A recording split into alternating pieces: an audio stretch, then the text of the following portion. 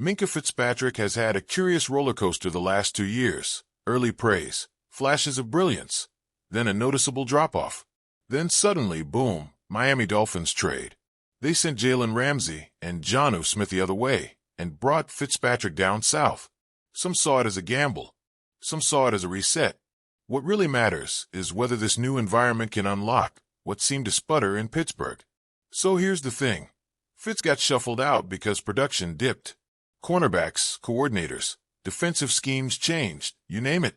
But Ray Fittipaldo on 93.7 The Fan pointed out something worth hearing. Fit, coach, chemistry. They all shift a player's rhythm. Fittipaldo said, for whatever reason, it just didn't work the last 2 seasons, circumstances, who you're playing with, the way the league has trended.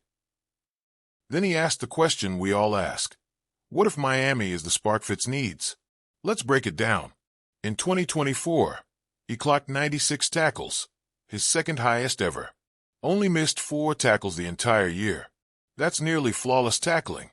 He still anchors the run defense. But then, in pass coverage, it was rough. He allowed a 78.8% completion rate and a passer rating of 127.6, career worst numbers. That's not just a dip, that's a nosedive. Most glaring, he practically vanished as a ball hawk. Gone were the interceptions. In 2022, he led the league with 6, then 0 in 2023, 1 in 2024. Steelers eventually said, we appreciate the tackling, but turnovers matter more. And frankly, they might have been right. Fitz was making splash plays, flips, momentum swings, and suddenly, those explosive moments were MIA. Fittipaldo wonders, is Fitz a product of scheme, opportunity, design?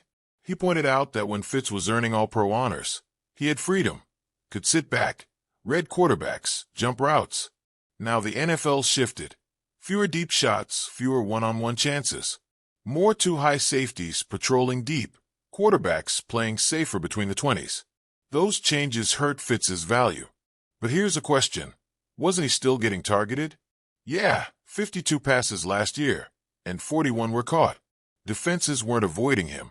So it wasn't avoidance, it was execution. Maybe mistimed reads, maybe miscommunication with corners, maybe scheme mismatch. Either way, Miami is betting the reset matters. Imagine Miami's defense, new coordinator, fresh voices, emphasis on disguises and zone flexibility. What if they dial up looks that let Fitz roam? What if he's tasked more as a deep-range cleaner, playing off his instincts, not just slot coverage? Maybe that aligns better with his strengths. Fitz's value is undeniable when he's on. In 2022, he had 6 picks, was a game changer. You could see it, pulling offense off schedule, shifting momentum instantly. That's what Miami is aiming for. They traded big. They believe in creating splash plays from the back end. Fitz fits that mold if he's used properly. Here's the core question. Can Miami maximize him? A change of scenery is a cliche, but sometimes it's literal. New coaches, new teammates, new vibe. Fitz doesn't need to reinvent himself. Just return to the instincts he displayed before. Hit the gaps, disrupt the throws, scare QBs into second-guessing. Now, let's be real. Expectations shift. The NFL evolves. You can't expect players to plug back in and perform exactly as before. But Fitz's lower turnover numbers weren't because he lost talent. They were because he lost opportunity. Miami can reopen those doors. Interceptions can come back if defenses scheme him free. Tackling. That still Fitz's core skill. 96 stops are nothing to scoff at. He's reliable there. But splash plays, that's what flips games.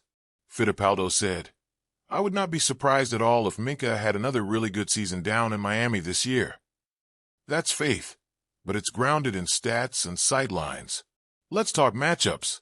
Dolphins will face mobile QBs, deep threats, unpredictable playmakers. Fitz can be lightning rod for those plays. Against 2 high safety sets, he can sneak underneath, bait pulls, jump routes.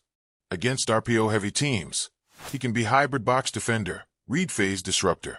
Miami's coaches see potential in that versatility. And don't overlook his leadership.